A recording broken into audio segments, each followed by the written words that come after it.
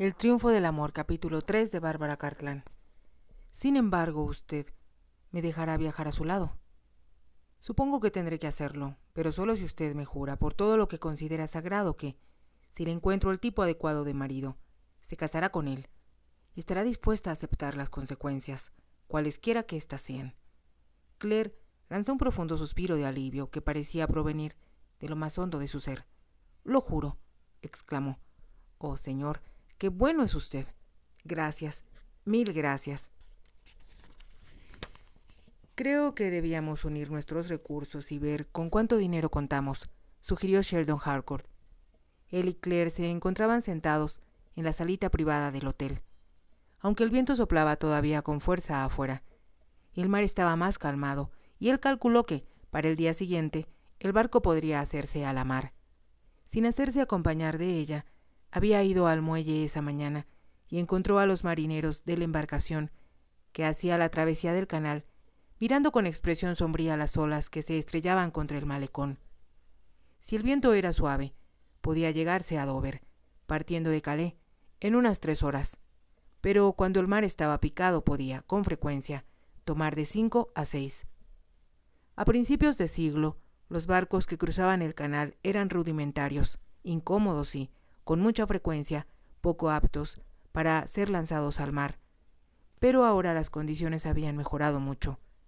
Hasta había 2 camarotes privados a bordo del Queen Anne, y Sheldon Harcourt contrató uno, haciendo notar con ello al capitán su propia importancia y la de la condesa, y luego regresó al hotel. No había nada atractivo en la población de Calais, que consistía en unas cuantas calles angostas que desembocaban en un mercado central, pero la gente, en cambio, era muy amable. Había dejado de llover, y un sol pálido trataba de abrirse paso entre las nubes grises. Notó que había un número considerable de mujeres bonitas entre las esposas de los pescadores, muchas de las cuales tenían el cabello rubio y los ojos azules. Le habían contado, en una de sus primeras visitas a Francia, que, cuando Eduardo III de Inglaterra capturó Calais, arrojó de la población a todos los habitantes franceses y los sustituyó por ciudadanos ingleses. No era de sorprender, por lo tanto, que los ingleses que llegaban a ese puerto se sintieran bienvenidos, en las calles y en las tiendas, por gente de su mismo origen. Sheldon Harcourt sabía que los ingleses, sobre todo los aristócratas, cuando iban al extranjero por primera vez, llegaban a Francia con la idea de que los franceses eran gente incivilizada y sin religión, y casi siempre pendencieros. Pero él, durante los 5 años que vivió en Francia, encontró que la impresión de sus compatriotas estaba muy lejos de apegarse a la verdad. Sin embargo, consideraban a los francesas fascinantes y a veces irresistibles. Y Sheldon Harcourt confirmó esa opinión ahora al contemplar a Claire. Sentada frente al fuego, se veía muy hermosa, y no cabía duda de que se trataba de una persona muy inteligente. Ella confesó, con franqueza, que había sido bien educada. Papá detestaba a las mujeres ignorantes, dijo. Asistió a una escuela o a un convento. Claire movió la cabeza de un lado a otro. En el lugar donde me hubiera gustado ser educada, no me habrían aceptado, contestó. Hubieran pensado que podría contaminar a las otras muchachas. Había siempre una gran amargura en su voz cuando hablaba de sus experiencias como hija ilegítima del duque.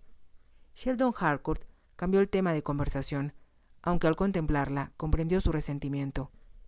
A pesar de su juventud y su evidente inocencia, lo cual le habría impedido actuar con la soltura de una experimentada mujer casada, Claire poseía una elegancia indiscutible.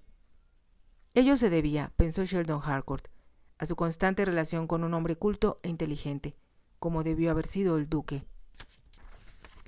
Supo también que la madre de Claire venía de una buena familia inglesa que había sido aceptada en los círculos de la corte. Madeleine Waring había conocido al duque de Valence en el palacio de Buckingham.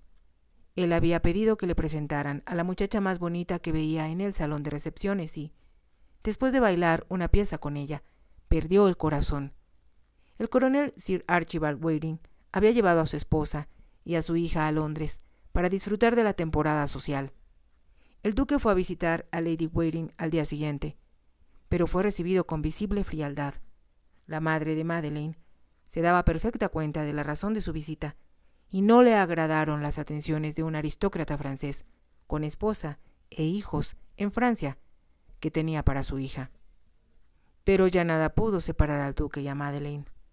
Se pasaron notas secretas entre ellos, gracias a la complicidad de una sirvienta.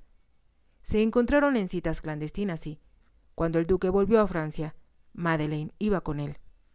Mirando a Claire, uno se decía que, si la madre había sido tan hermosa como la hija, era fácil comprender cómo se había enamorado el duque.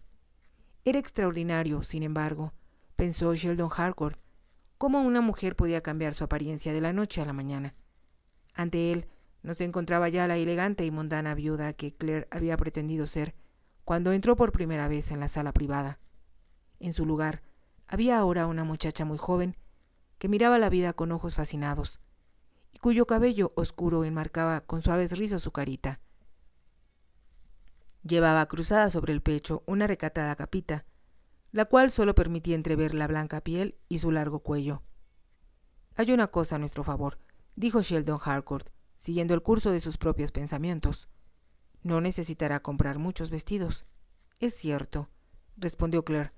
«Tengo todo el guardarropa de mamá. Como ella quería verse siempre muy modesta, muy poco llamativa, casi siempre se vestía de negro». Sonrió un poco al añadir: «Como era rubia, el negro le quedaba mejor que cualquier color claro». Sheldon Harcourt no dijo nada, y Claire bajó la vista para mirar la falda negra que llevaba puesta.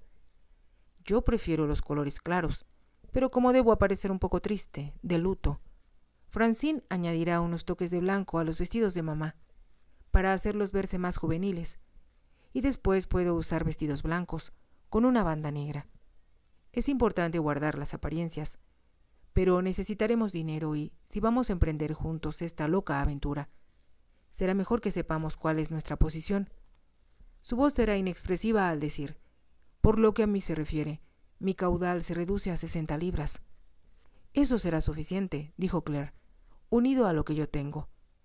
Vio que él apretaba los labios y comprendió que le disgustaba pensar en tomar el dinero de ella, pero que hacía un esfuerzo por aceptar la situación. Claire se inclinó para poner la mano en el brazo de él. «Su principal aportación, mi querido amigo, es usted mismo», dijo con suavidad. «Lo que sabe de Inglaterra y los amigos que hará entre la aristocracia son de valor incalculable. Está muy segura de mí y, sin embargo, no sabe nada de mi vida ni de mi pasado. Sé todo lo que vale la pena saber. Entonces, veamos cuáles son los hechos reales», dijo él con voz aguda. «Son estos. Mi padre dio a mi madre 500,000 francos cuando empezó la revolución. Lo puso en un banco de París a nombre de Madeleine Waiting y dijo: «Esto es para ti y Claire, si algo me ocurriera». «Un banco en París», repitió Sheldon Harcourt. «Mamá guardó la mayor parte de sus joyas allí, también, cuando nos fuimos al campo. Con frecuencia hablábamos de volver para recoger parte de lo que teníamos en el banco, pero nunca lo hicimos, por miedo. Me lo imagino. Cuando decidí irme a Inglaterra», continuó Claire, «pensé en escribir al banco para que transfirieran el dinero a Londres, pero cuando las cosas empeoraron, dudé que una carta enviada desde Nogent-sur-Seine llegara siquiera a París. Y ahora, si se declara la guerra, el dinero quedará congelado, sin duda alguna. ¿Quiere decir que nunca lo recuperaré? No, hasta que termine la guerra. Eso me temía, si solo hubiera sido lo bastante valiente para ir a París. Pero, cuando pensaba en lo que le había sucedido a papá, se estremeció al recordarlo. «Tal vez resulte un seguro para su vejez», sugirió Sheldon Harcourt, en tono optimista. «¿Qué más tiene? Cuando papá vivía daba a mamá con regularidad buenas sumas de dinero cada mes para pagar la comida, la ropa y los sueldos de los sirvientes. Teníamos más servidumbre, aparte de Francine y Mark. Y ese dinero, por supuesto, cesó el pasado agosto». Claire asintió con la cabeza. «Mamá despidió a los otros sirvientes, pero aún así tuve que pagar al doctor y, desde luego, el funeral». «¿Cuánto le quedó?», preguntó Sheldon Harcourt con suavidad. «Alrededor de 7,500 francos. Son unas 300 libras inglesas. Es decir, si obtenemos un buen tipo de cambio del otro lado del canal, cosa que dudo mucho. Tengo también el collar de perlas de mamá, que traía puesto anoche, su anillo y el prendedor de brillantes. Claire lanzó un ligero suspiro. Tenía tan hermosas joyas. Si solo hubiéramos sido lo bastante sensatas para conservarlas, en lugar de dejarlas en París. Es siempre fácil ser sabio después que suceden las cosas, y las lamentaciones son una completa pérdida de tiempo. Tiene mucha razón, reconoció Claire. También los muebles que había en la casa eran muy valiosos. Papá quería que mamá tuviera un ambiente digno de su belleza. ¿Qué hizo usted con los muebles? Francine y yo recogimos los que pudimos y pedimos al doctor, que siempre había atendido a papá y que lo tenía a él en gran estima, que nos los guardara. ¿Y la casa? Cerramos la puerta con llave y salimos, muy avanzada la noche, para que nadie nos viera marcharnos. Claire hizo un gesto de impotencia con las manos. Es posible que le hayan prendido fuego, como hizo la chusma con el castillo de papá. Su voz encerraba un gran dolor, pero continuó diciendo: traje conmigo unos cuantos objetos de arte, cajitas de oro incrustadas con piedras preciosas y miniaturas que papá regalaba a mamá porque decía que los rostros se parecían a ella. No debe venderlas, a menos que necesite desesperadamente el dinero, dijo Sheldon Harcourt con firmeza. Comprendió, sin que ella se lo dijera, que aquellos objetos eran todo lo que Claire le quedaba para recordar a su madre. Al mismo tiempo, aunque lo que ella poseía parecía una buena suma, él sabía demasiado bien con qué facilidad desaparecía el dinero. Las 300 libras no durarían por siempre. Tengo una proposición que hacerle, dijo después de un momento. Claire se limitó a mirarlo. Le propongo que, cuando lleguemos a Inglaterra, no nos dirijamos a Londres. Por una parte, tengo razones personales para no desear que me vean allá. Por otra, serviría a nuestros fines y costaría mucho menos dinero que fuéramos a Bath. ¿Abad? Repitió Claire a toda prisa. Creo que oí a mamá hablar de ese lugar. Es un balneario elegante en el oeste de Inglaterra, donde se reúnen muchos aristócratas en esta época del año. Van allí no solo para mejorar su salud, sino para disfrutar de un clima más benigno. Claire escuchaba con gran atención mientras él continuaba diciendo: Bath es, en realidad, una ciudad muy elegante y atractiva, y como es más pequeña que Londres, le será mucho más fácil conocer allí a la nobleza, sin demasiada formalidad. Además, yo siempre he creído que vale más ser un pez grande en un estanque pequeño que un pez pequeño en un estanque grande. Sonrió antes de añadir: aunque no me parece una comparación muy adecuada para una muchacha tan hermosa como usted. ¿Cree que soy atractiva?, preguntó Claire, ladeando un poco la cabeza. Estoy seguro de que será la estrella de todas las reuniones y de todos los bailes a los que asista la juventud dorada. Entonces, vamos a Bath, exclamó Claire con emoción. Escribiré una carta reservando habitaciones, que pondré en el correo tan pronto como pongamos los pies en Dover, dijo Sheldon Harcourt. Será un viaje largo y cansado a través del país, sobre todo en esta época del año, pero una vez que lleguemos, estoy seguro que habrá valido la pena el esfuerzo. Estoy dispuesta a hacer cualquier cosa que usted sugiera, dijo Claire con humildad. También voy a sugerir que me permita cambiar su dinero aquí, en Francia, a moneda inglesa. Claire pareció sorprendida y él le explicó: tengo la impresión de que nuestro anfitrión, Monsieur Dessein, se ha visto obligado con frecuencia a aceptar libras inglesas de mis conciudadanos que llegan o se van. Desde luego, murmuró ella. Con la amenaza de la guerra cerniéndose sobre su cabeza, continuó Sheldon Harcourt. Debe estar muy preocupado pensando cómo podrá deshacerse de ellas. Eso es muy astuto de parte suya, exclamó Claire con admiración. Subiré corriendo a traerle el dinero. Sé dónde lo escondió Francine. Se puso de pie de un salto al decirlo, ansiosa de hacer algo. Sheldon Harcourt temía que si se tardaba demasiado, algo le impediría salir de Francia. Claire, con una gran cantidad de francos y entregándoselos a él, le dijo: le he traído todo lo que poseo. Como dije antes, es usted muy confiada. Le estoy confiando algo mucho más importante que el dinero, mi propia persona. Estoy consciente de que esa es una grave responsabilidad, repuso Sheldon Harcourt. Habló con cierta sorna, pero cuando bajó la vista para mirarla, su expresión era diferente. Luego, con cierta brusquedad, salió de la habitación, cerrando la puerta tras él. Claire se sentó en el tapete frente al fuego. Me alegro de haber conocido a este hombre, dijo para sí misma. Sé que me cuidará y que me mantendrá a salvo de cualquier peligro. Nunca me equivoco. Creo que a papá y a mamá les habría simpatizado. Es muy gentil. Permaneció sentada, contemplando al fuego, como si viera imágenes en él. Las olas todavía tenían crestas blancas, pero el mar se estaba calmando. El sol había vencido las nubes y el viento. Aunque seguía soplando, no era ya huracanado. No había la menor duda de que Claire y su cortejo estaban causando sensación entre los demás pasajeros que esperaban abordar el Queen Anne. Ellos no imaginaban que alguien que fuera a emprender un viaje por mar pudiera verse tan elegante. En lugar de los pesados chales, capas, abrigos y bufandas, Claire llevaba una capa de viaje de terciopelo negro, forrada y bordeada con chinchilla. La suave piel color gris claro enmarcaba su carita en una forma encantadora, y el contemplar sus sonrientes labios rojos y sus brillantes ojos de oscuras pestañas hacía menos tediosa la espera de sus compañeros de viaje. Los ojos de los espectadores iban alternativamente de Claire a Sheldon Harcourt. Por contraste, él se veía muy alto. Llevaba puesta una elegante chaqueta de última moda y sus botas, que brillaban como espejos, parecían reflejar el tumulto que lo rodeaba. Como si aquella pareja de extraordinario atractivo no llamara lo suficiente la atención, los sirvientes que los acompañaban y que estaban a cargo del considerable equipaje eran igualmente sensacionales. Francine, cuyo rostro enmarcaban volantes blancos que asomaban de su severo sombrero negro, se veía sombría e imponente.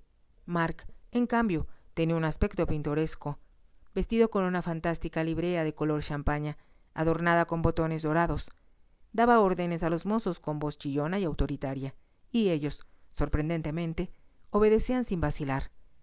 Sheldon Harcourt notó, divertido, que los botones de la librea del sirviente llevaban grabado el escudo de armas del duque de Valence, lo mismo que buena parte del equipaje, y Claire, al comprender que había reparado en ello, le explicó en voz tan baja que solo él podía escuchar. Mark se unió a la muchedumbre que saqueó el castillo de mi padre. Eso explica los botones de su librea, comentó Sheldon Harcourt. Tengo derecho a ellos, dijo Claire con voz airada. Él no la contradijo. Se concretó a observar, sonriente, cómo levantaba ella la barbilla en digna actitud, lo cual la hacía parecer unos centímetros más alta. También había notado, desde el día siguiente de conocer a Claire, que Francine lo miraba con evidente desconfianza y que le hablaba con mucha brusquedad. ¿Qué le pasa a su doncella?, preguntó a Claire, cuando Francine, después de haber traído a su ama a la sala privada un objeto que ella le pidió, se retiró con actitud agresiva. Claire sonrió. Francine piensa que usted no puede ser un hombre muy importante, porque viaja sin ballet. También intenta hacerme comprender que no es natural que alguien tan apuesto permanezca soltero, a menos que no tenga dinero para sostener a una esposa. No cabía duda de que Francine estaba empeñada en que Claire consiguiera un marido respetable. Francine es muy astuta, repuso Sheldon Harcourt riendo. Le he explicado que usted me ayudará a alcanzar una posición social, pero no me cree. Sabe cuánto he sufrido y teme que pierda el corazón. Claire hizo un gesto expresivo con las manos. Para mamá las cosas eran diferentes. Ella amaba a papá y era completa, absolutamente feliz cuando estaban juntos. Pero yo siempre estuve de más, aun con ellos. Al margen de las cosas, fuera de la puerta, en su propia casa, dijo Sheldon Harcourt bromeando. Usted se ríe, pero es cierto. No deseo burlarme, comprendo cómo se sentía, y por esa razón, si está en mi poder, la ayudaré a conseguir el melocotón más duro del árbol, más alto de la sociedad. Creo que quizás sea mejor que convenza a Francine de que esa es su intención. De lo contrario, ella podría persuadir a Mark de que le hiciera daño a usted. Sheldon Harcourt pareció sorprendido. Mark puede ser peligroso, explicó Claire. Cuando estaban saqueando el castillo, estuvo a punto de matar a un hombre que trató de quitarle algo que pertenecía a papá y que él pensó que me gustaría tener. Debe tener cuidado. Si actúa así en Inglaterra, terminará en prisión. Ya se lo he dicho, pero en lo que a usted se refiere, será mejor que Francine comprenda que es mi amigo y que no intenta ser mi amante. Así que eso es lo que ellos sospechan, exclamó Sheldon Harcourt. En realidad no me sorprende. ¿Le gustaría ser mi amante?, preguntó Claire, ladeando un poco la cabeza. Sheldon Harcourt bajó el puño con fuerza, golpeando la mesa que había frente a él, de modo que el tintero se estremeció. Ese es el tipo de preguntas que no debe hacer. Usted es mi pupila y yo soy su tutor. Aparte de que soy mucho mayor, debe tratarme con respeto. Aun cuando estamos solos, siempre, en todo momento. Debe compenetrarse por completo en su papel. Debe ser la persona que pretende ser. Un pequeño error, aún inconsciente, puede dar al traste con todo. La miró con severidad al decir: de aquí en adelante representaremos ese papel 24 horas al día. Tendré que tutearte por ser mi pupila. No debemos olvidarnos, ni por un segundo, quiénes pretendemos ser. Claire le sonrió con coquetería antes de responder dócilmente: entendido, pero antes que empecemos, puedo decirle gracias, gentil caballero, y añadir que lo considero atractivo y muy apuesto. Agradezco el cumplido, y yo puedo contestarte que te has despeinado y que tienes una mancha en la punta de la nariz. Si te ha gustado, te invito a que te suscribas, a que me regales un me gusta y actives la campanita para que puedas seguir escuchando esta historia. Gracias.